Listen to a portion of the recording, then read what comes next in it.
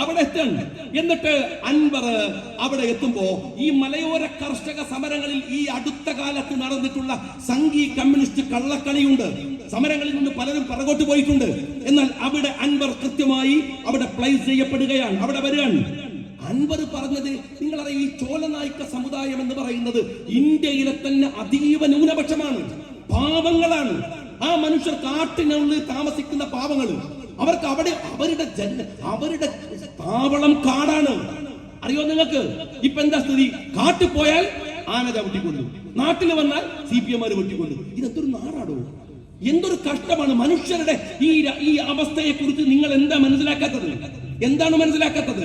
ഞാൻ ഈ ഓണംപള്ളിയിലെ പ്രവർത്തക സുഹൃത്തുക്കളോട് പറയുന്നത്, നിങ്ങൾ ഈ സമ്മേളനം നടത്തുമ്പോൾ നിങ്ങൾ ഈ കെട്ടിയ കൊടികള്, ഇവിടുത്തെ തോരണങ്ങള്, നിങ്ങളുടെ മനസ്സിനകത്തുള്ള ഒരു പച്ചയുടെ അല്ലെങ്കിൽ ഈ ഹരിതാപതയുടെ ഒരു മനോഹരമായ ഒരു ആവേശമുണ്ട്, പ്രത്യേകിച്ച് എന്റെ മുമ്പിൽ നിൽക്കുന്ന കാരണവന്മാർക്ക്. ഞാൻ ചെറുപ്പക്കാരോട് പറയട്ടെ, മുസ്ലിം ലീഗ് വളരെ കൃത്യമായ ഒരു രാഷ്ട്രീയ സമീപനം എടുത്ത് 948 മുതൽ എങ്ങനെയാണ് ഒരു ജനതയെ പരിവർത്തിപ്പിച്ചെടുക്കേണ്ടത്, ഇതാ ഈ പ്രസംഗിക്കുന്നതിന്റെ പരിസരത്തു നിന്നാണ്, കൊടുങ്ങല്ലൂരിൽ നിന്നല്ല. സിദി സാഹിബിന്റെ തറവാട് ഇതിന്റെ പരിസരത്താണ്. ഒരു മനുഷ്യൻ തലശ്ശേരിയിലേക്ക് വണ്ടി കയറി മലബാറിൽ വരുന്നത് എന്തിനെന്നാൽ നിങ്ങളെ പോലെയല്ലായിരുന്നു മലബാറിലെ മുസ്ലിം ബന്ധോവസ്ഥ. കാരണം അത്രമേൽ തകർന്നു പോയൊരു ഇടം, 921 കലാപത്തിൽ നിന്ന് തകർന്ന് തരിപ്പണമായി പോയിടും. അവരെ ഉയർത്തിക്കൊണ്ടുവരേണ്ടതുണ്ട്, അവർക്ക് അറിവ് കൊടുക്കേണ്ടതുണ്ട്, അവർക്ക് വിദ്യാഭ്യാസം നൽകണം, എഴുന്നേറ്റ് നിൽക്കാൻ പ്രാപ്തമാക്കണം. ഇപ്പോഴും രാജ്യത്തിന്റെ മുഖ്യധാരയിൽ വന്നു നിൽക്കാൻ മടിക്കുന്നവരെ രാജ്യത്തോട് ചേർത്ത് നിർത്തണം.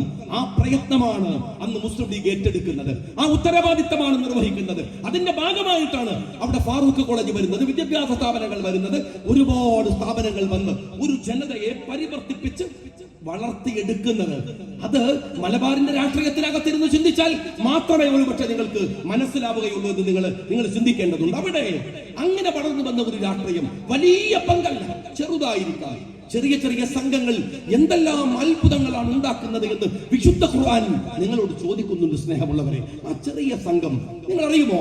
ഈ അടുത്ത് നമ്മയൊക്കെ അസ്വസ്ഥതപ്പെടുത്തിയതാണ് ഇന്ത്യയിലെ കോടതികൾ, കീഴ്ക്കോടതികൾ സർവേക്ക് കൊടുക്കുക, പള്ളികളിൽ എന്താണ് ബിംബങ്ങൾ ഉണ്ടെന്ന് പറഞ്ഞ് കുഴപ്പമുണ്ടാവുക, സമ്പലിൽ ആളുകൾ മരിക്കുക, പിന്നെയും വാദങ്ങൾ ഉയരുക. അവസാനം സുപ്രീം കോടതിയുടെ ജഡ്ജ് തന്നെ ഇരിക്കുന്ന ഒരു ബെഞ്ച്, സുപ്രീം കോടതി എന്താണ് ചീഫ് ജസ്റ്റിസ് തന്നെ ഇരിക്കുന്ന ഒരു ബെഞ്ച് തീരുമാനമെടുത്തു, ഇനി അങ്ങനെ കീഴ്ക്കോടതികൾ ചെയ്യരുത്. ഞാൻ ചുരുക്കി പറയണത് ഇത് എങ്ങനെ ഉണ്ടായതെന്നറിയോ? ചെറുപ്പക്കാരറിയണം, അതൊരു വെറും വിധി മാത്രമല്ല. ആ വിധിയുടെ പിറകില് ഒരു മനുഷ്യനോ, നിങ്ങൾ ആ വിധി പത്രത്തിൽ വായിക്കുമ്പോൾ അൽഹംദുലില്ലാ എന്ന് മാത്രം പറഞ്ഞാൽ